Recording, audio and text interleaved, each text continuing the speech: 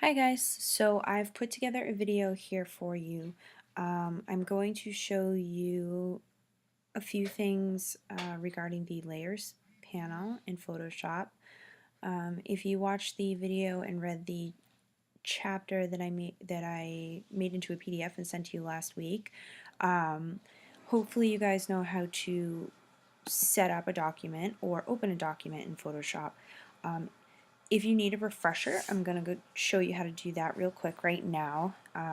This file, grass.psd.psd, is going to be a Photoshop file. I'm going to send this to you via Blackboard, and it's going to have the layers in it that we need for our exercise today. So you need to be able to get this into Photoshop. So you have two options. When you're on a Mac, you can start Photoshop and we'll go to File, up here, Open. If you're working on a PC, I briefly went over this in our design theory class last week. For anyone who was not in that class, I'll just point this out again. It may be different on newer Windows software. I haven't worked on a PC in a while, so the Windows software that I used it's a few years old, maybe 2 or 3 years old. If it's changed, someone can correct me. But usually your file, edit, blah, blah, blah, all these little tabs are right here. If you're on a Mac, for those of you who are using a Mac for the first time, you might be doing this in the labs, using our computers. What happens on a Mac is that the program that you're working in will take over this top bar up here. So even though this is my Photoshop window and I can move my Photoshop program around to get to other stuff, this top bar up here will be my Photoshop menus. If I were to go into a different program right now, like let's say that I opened CyberDuck, all of a sudden you see up here it changed. My CyberDuck windows pop up, but also my menu changes at the top. I don't actually want to be in that, so we'll get out of there. Alright, so we're back to Photoshop. So up here at the top you'll just go to File, Open, and then you can navigate to your file here and click Open. Or Mac users and PC users both should be able to just drag the file directly into Photoshop. My little icons on the side of the screen are over here, so I can't show you that right this moment, but you just grab your file. It would be in Finder on a Mac, it would be in Explorer on a PC, and drag it right into the icon for the software. So once you have your file open, we'll just kind of quickly go over the layout here again, kind of a review of what you guys watched last week. So my artboard would be right here. This is the artboard of the canvas, and that's where we're going to be working. This gray behind it, that's my backdrop. Unlike a program like Illustrator, where you can kind of store things out here that you're not working on, this is all you have in Photoshop. So everything we do will be right here. I'm on a laptop right now, so it's a little bit smaller, so I'm going to stay zoomed out like this, but if you need to get a little closer to what you're doing to see it better, the commands to zoom, I'm going to kind of throughout the semester use keystrokes with you guys. It's really, really about 1,000 times more helpful to use keystrokes than it is to use your menus up the top. So to zoom in on your laptop, you're going to push Command and the plus sign on your keyboard. Zoom out is Command and the minus sign. So I'm going to leave mine here, but if you want to zoom in, you can. Over on the left-hand side here is all of our tools. We're going to start off with kind of some of the more basic tools, and we'll work our way through. This first tool, this is kind of like the quote regular Photoshop tool. This is what you do when you're doing everything. It's actually the Move tool is what it's called, but we're going to stay on that to start. What the Move tool does, if I was on a layer, is it literally will let us move things. So it's kind of like the little hand and arrow to do all the basics. Over here we have all of our different palettes or panels. They'll stack in this row here, and they'll also stack over here in an open form. These ones to open, I just fly them out like that. These ones are not going to use as much, and we can change which ones are there and which ones aren't, and I'll show you how to do that. But these ones you'll use probably maybe in every document, but here or there, whereas these things you're going to use like all the time. So that's why these ones are open. We can change the size of these. If I wanted to add another thing here or take away something, I could decide that I want to grab this and bring it over here, and all I did was pick it up and drag it.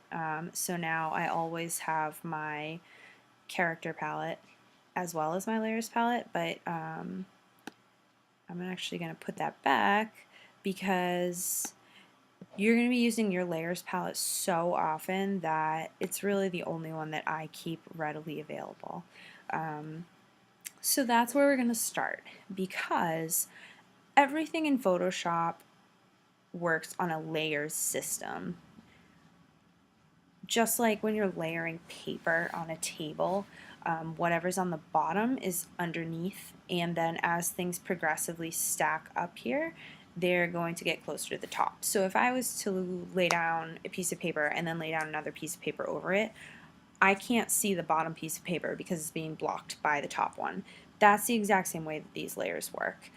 So if I were to look at my layers panel here, we'll just kind of explain where things are, and then we'll kind of dive into it.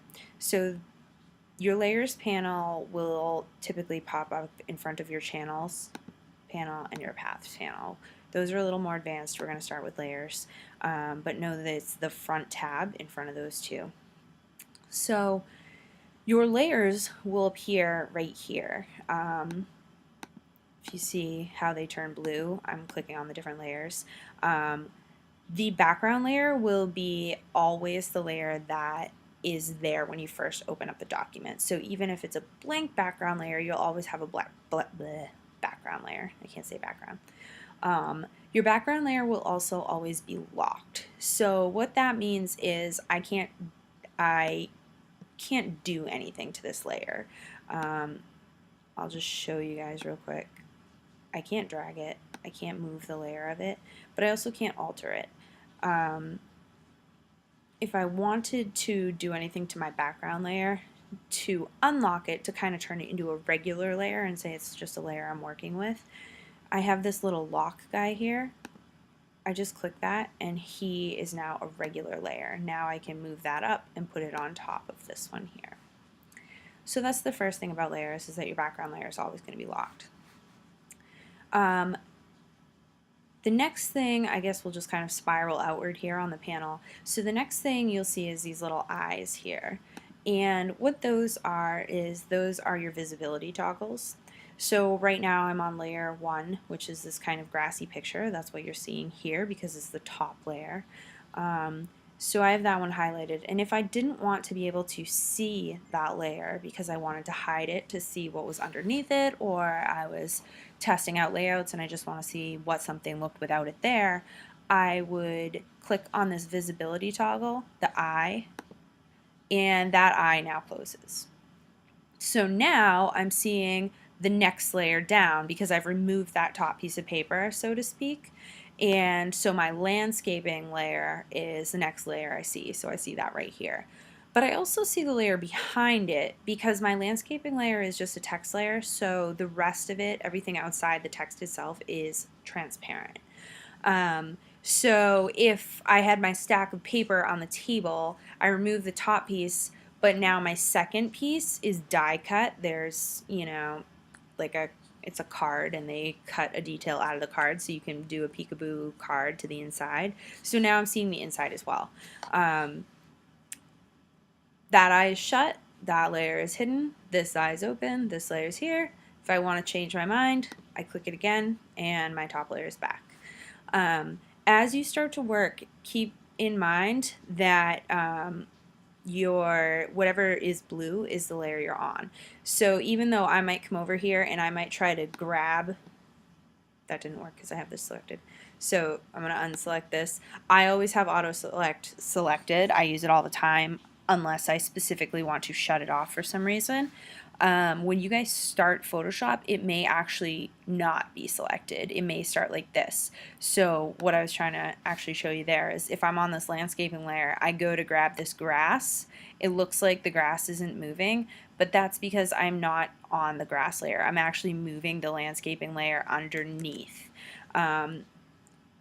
To prevent that from happening and to save yourself the trouble of constantly clicking between layers, up here at the top, just make sure you have auto select selected. So now if I'm on landscaping but I click that I want to move this grass, it tells me which layer is the grass layer. Another cool thing about the layers panel. So I added this layer, which is this grass photo, and they called it layer 1.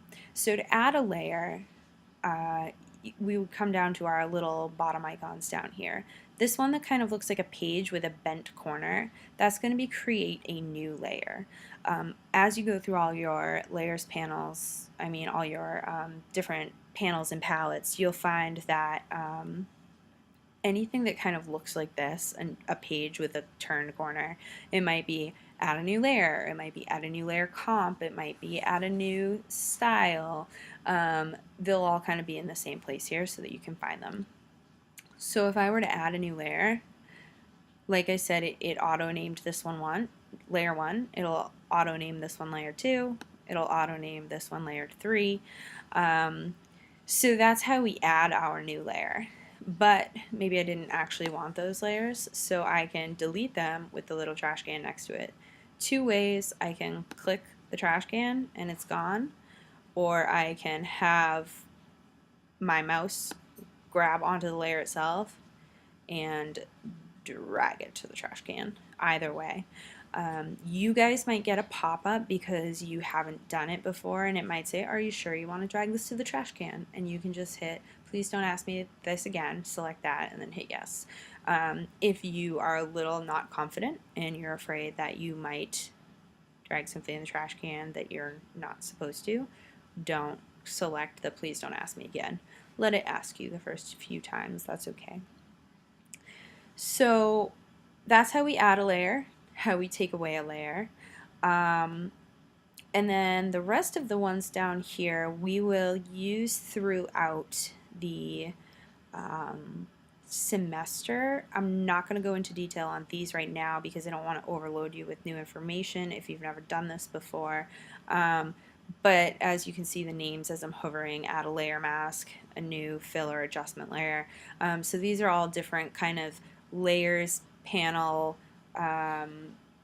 techniques we can use, but we won't get to those right now. So I have my layer 1, that's what it's called here, but if I want to kind of appropriately name my layers because I'm trying to keep track of what I'm doing, it won't be a big deal when we have 3 layers here, but when we have 50 to 100 layers during a project, it'll make a big difference. So I might want to call this layer something more appropriate than layer 1. So what you do is just hover over this word, layer 1, and you click it once, it's kind of like a double click. You don't want to double click here. I'm going to show you the difference. You don't want to double click here on the blue.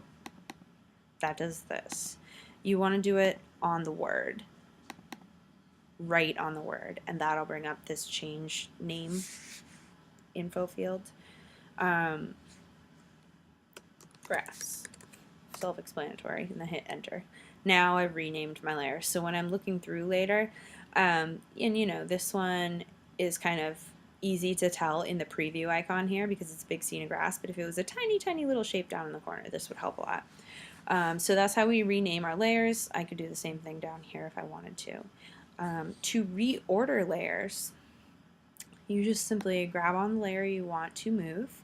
I'm going to put landscaping above the grass layer so that I can see the landscaping on here.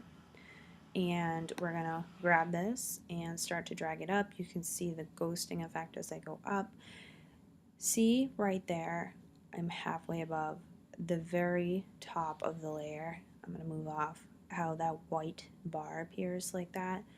That white bar means that when I let go of this layer, it's going to drop it where that bar is. So it's dropping it above the grass layer. So I'm going to let go. And now my landscaping layer has gone above my grass layer. If you let go without waiting, if you just do like this and it hasn't turned to that white bar, it doesn't go anywhere. So that's how we do that. Now my landscaping layer is the top layer. Your opacity will control, if I click on this here, we are on a scale of 1 to 1, or 0 rather, to 100, and that controls the opacity of only the layer that you're on. So as I scale along here, my fill, which is right below that, it's kind of like opacity. On something like this, it will behave the same as opacity will. The time that you'll notice that fill kind of makes a big difference is, say you added a stroke, an outline to something.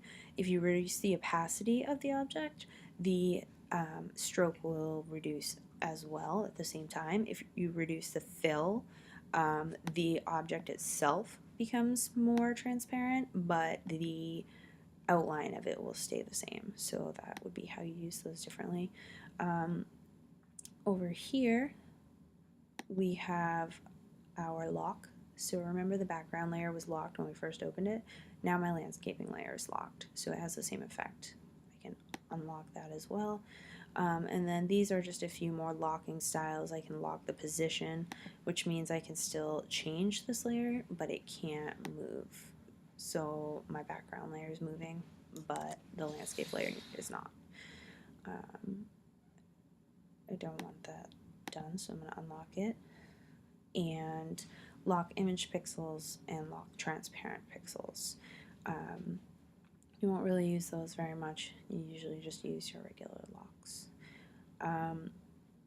Up here on the layers panel, we have what kind of layer we have. So maybe we're searching, this is our search bar. So maybe we're searching what kind is by name. Earlier when I called it grass, I know I'm looking for grass. I don't have any effects or attributes right now, and none of these are smart objects. So actually the only one we can search for kind-wise is name. I don't have anything selected either. So I really can't search for any of these.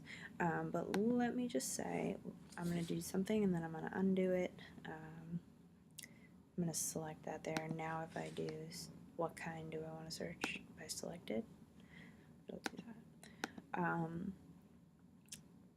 And then over here,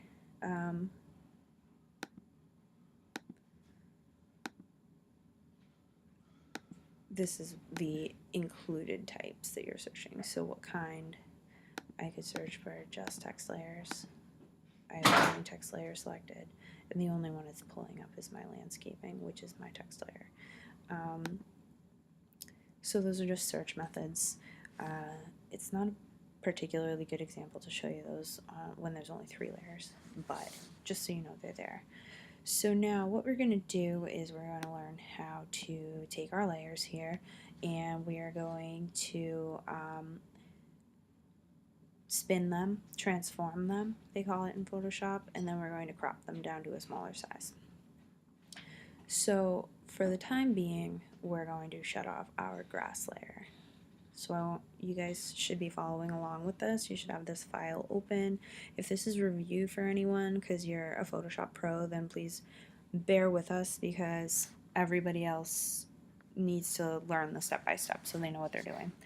So on your grass layer, we're going to close the visibility eye on that because what we want to do is take this background layer here. We're going to straighten that out, and we're going to crop it. I'm going to shut off as well my landscaping layer so that I just have this back one here to work on, and make sure that you're actually on the background layer. So I just click down here, this one's blue now. If you just shut off the eye on landscaping, you may still be up here. So just make sure you get on the background layer. And one of the things that you're able to do in Photoshop is set up guides for yourself. So with your ruler up here and your ruler down here, you actually just put your mouse over the ruler, click and drag. And this line that it's pulling is going to be a guide that stays on the canvas. So I want you guys to grab a guide and pull it down, and we're going to line it up with the corner. You just let go when you're done. We're going to line it up with this corner right here. And then we're going to come over to our vertical ruler, click and drag, and we're going to line that up with the corner as well. So now we have this kind of XY axis that we've set up grid-wise. I don't want these to move, so we're going to come up to View, and here are your rulers. Your extras are your guides, so these little blue lines we're making, those are considered extras. And now we have the option here to lock our guides. If you go back up to View, see the check mark is here now, so our guides are locked. So now I can't move these, so you don't have to worry that you're gonna pick them up and drag them. You can reposition them if you drag them, so right now we just don't want them to move. So on your background layer now, we're going to spin this picture or transform it. So there's two ways to do that. You can go Edit. This one will pop down, this menu. We come halfway down here to Transform, and we have Scale, Rotate, Skew, Distort, Perspective, Warp, plus others. So these are all different kinds of transformations that you can make. You can skew things in a direction, you can change the perspective of something, warp, make kind of wavy. But then we also have this other option here, Free Transform. And Free Transform means you can make it bigger, smaller, or you can spin it around. It doesn't do any of the kind of funky ones like skewing. It's just like your basic repositioning on the page. So we're going to use Free Transform. If you notice over here, these are your shortcuts with the keyboard, your keystrokes. So Command T on a Mac. For stuff like Free Transform, it's kind of a pain to keep doing this every time. So just Command T. You'll know it worked if this box with the little squares shows up around it. So if you see my mouse now turned into, when I'm out here, this kind of arrowy mouse, so that means that while I'm out here around my thing, it can go right or it can go down. It's changing, it spins. So now I can start to spin this to line it up with these. Again, I don't want to do that.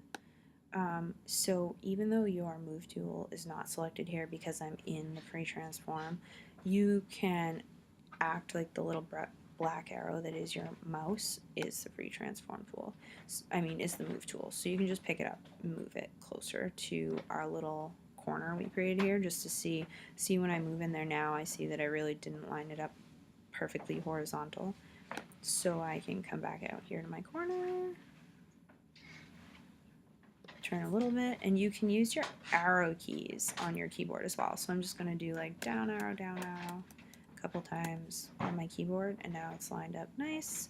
That's close enough for what we're doing. And then up here you have two options. You have, this is your never mind, I didn't want to do that, cancel, and yep, I'm committing to this. So you can click the check mark or you can just hit enter. So now I've got that lined up nicely, and my next option is that,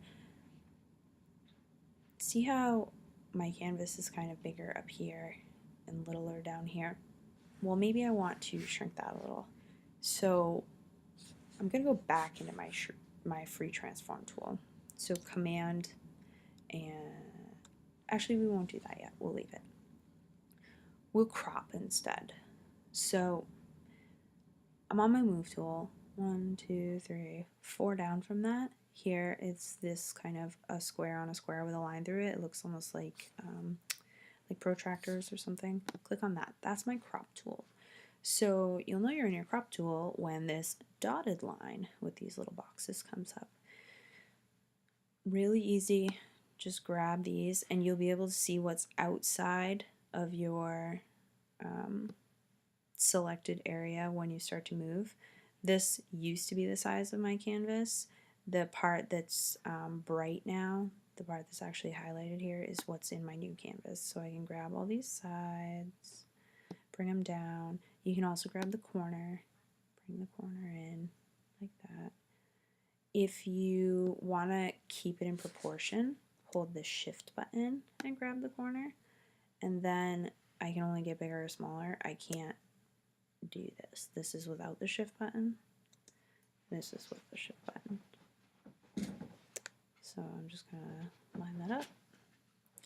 Again, up here I can cancel, I can commit, or I can just hit enter. I tend to just hit enter.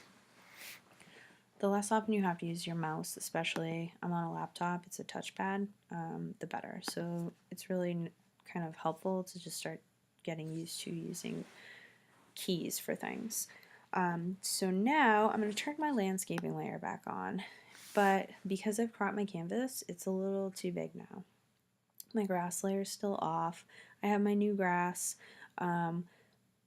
which is the right size now, but my landscaping layer is too big. So we're going to shrink the landscaping layer.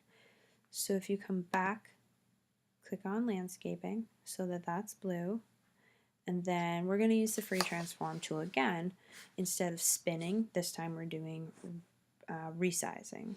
So we're going to hit Command and T.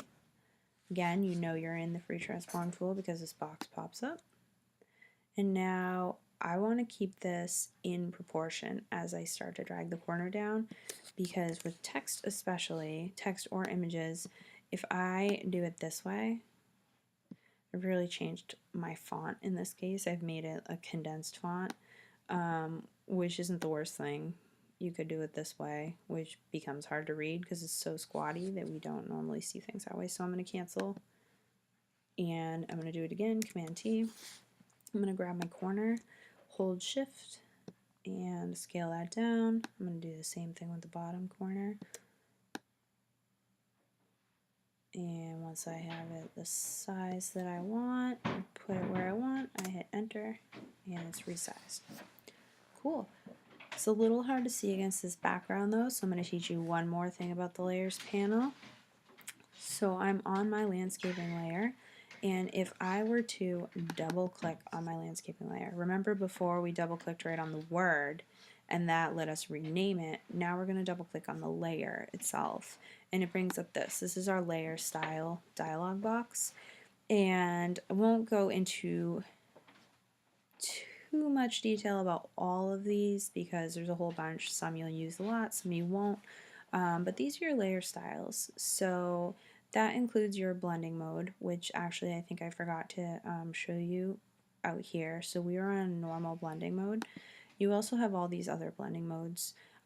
You'll use maybe 3 to 5 of these pretty frequently, and the rest you will hardly ever use unless you're doing kind of really artsy things. So we're going to get more into blending modes, so I won't really go into detail on those. Just know that your normal, your layers when you create them will be created on normal. But let's just say that for this example, it's just kind of hard to read that word. So we want to bring up our layer styles box. I'm actually going to try to find a spot to put this where you can still see it on your video version of this, and we can also see the word here. So maybe I want to add a drop shadow. If I click on the drop shadow layer, make sure you have your preview here selected or you won't see it. I'm going to zoom in a little bit. Even when this dialog box is up, your Command plus and your Command minus still work for zooming. Another reason that keystrokes are good. So as you can see, I created this little tiny drop shadow. I'll just show you for the drop shadow example how this works. So when we first landed in this dialog box, we had this. We had our normal blending mode. So that's because this is highlighted up here. I checked off that I wanted a drop shadow, but notice that this is still highlighted. While I'm applying a drop shadow, I'm not able to change the drop shadow.